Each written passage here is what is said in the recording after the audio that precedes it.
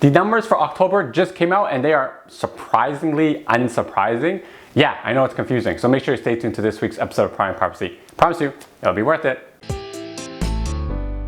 Good day, Toronto. Welcome to another episode of Prime Prophecy. So glad you could join us here. The numbers for October just came out and they are surprisingly unsurprising. But what I mean by that is that the numbers that came out are still strong, and we expected that in 2019, and oh boy, are they strong.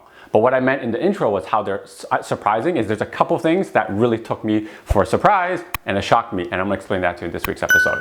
But first off, because we're talking about Market Watch, we obviously gotta talk about the numbers, so here they are for October. The average price was $843,000, up 5.5% from last year. The sales are about 8,500, also up 14% from last year. And now, without sounding like a broken record, guess what happened to active listings? Yeah, they came down 9.6% from last year. So here we are again, 6 months in a row where listings came down, sales went up, prices went up.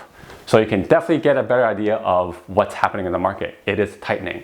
Now, of course, 2019 was always gonna be better than 2018 for sure, but to have this little listings to date spells trouble for us in the future, and we probably need to fix the supply issue as I've been talking about for a long time. Now, here's an interesting stat I'm just gonna throw at you. Did you know that from the last 10 years, the month to month, meaning from September to October, this year is the second highest increase, about $5,400 on average price that we've seen in the last 10 years. Only behind 2016. And what 2016 was, the crazy ramp up before the craziness of the 2017 real estate market. Now, I'm not saying that I'm taking this little small conclusion and saying that we're gonna be crazy in the next few years. Definitely not, but I'm just saying it's an interesting fact that I'm just randomly throwing at you.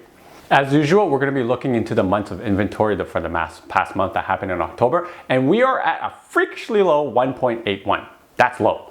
That means that if we get no inventory in the future, in the next 1.8 months, we're gonna have no houses on the market to buy. Last month, we took the first dip ever below 2 months of inventory in all of 2019. That was the first time it was below 2 months since the craziness of 2017. So for us to dip to 1.81 is quite shocking because I'm not surprised at it, but I'm surprised how quickly we got there. That's exactly what I mean by surprisingly unsurprising. I fully expected the market to continue getting tighter, but I just didn't expect the listings to come off so quickly and the sales to increase that quickly.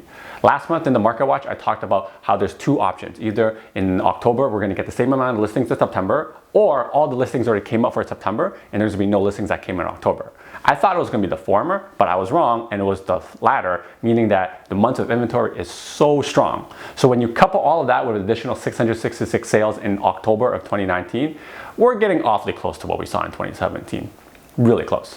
So, however, the good news to that is we don't want to expect these kind of crazy numbers for the next few months because we are coming to winter, so it's going to dwindle down a little bit. This should probably be the peak of the 2019 fall market, and then that should be a wrap. One last thing I want to wrap up to talk about before this episode ends is that I've always been talking about the 10-year average in the last few months of Market Watch, and for the first time since 2017, we actually have higher than the 10-year average in terms of number of sales, which is shocking. The other thing is, if you look at this table over here, you can see that there's something called the benchmark, which is Treb taking all the seasonal plus all the typical houses to factor in what the price is. We're just $1,000 shy of the peak of 2017 right now. $1,000 shy of the peak of 2017, and we're going strong into 2020. Here's another thing I'll show you, that we're actually above 10-year average in sales right now, plus we're below the 10-year average for amount of listings that we're getting. So when you add all of this up, it is a strong market. And that's why I keep saying, I'm surprised how quickly we got here, but not surprised that we got here. With all the evidence showing the market is tightening, I wouldn't be surprised to see a huge price spike after 2020 in the spring market when everything kind of settles.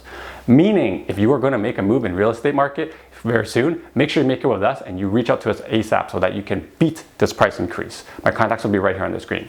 Now, my final thought for all of you guys is I expect a super strong 2020. So be ready for that jump. Whether it's going to be in spring of 2020 or fall of 20, it's happening. Brace yourself. Winter is coming. Until next time, guys, happy real estate. Now that you're done watching this one, how about this one? Oh, you know what? This one's good too. Ooh, this one's really good. You know what? Just watch them both.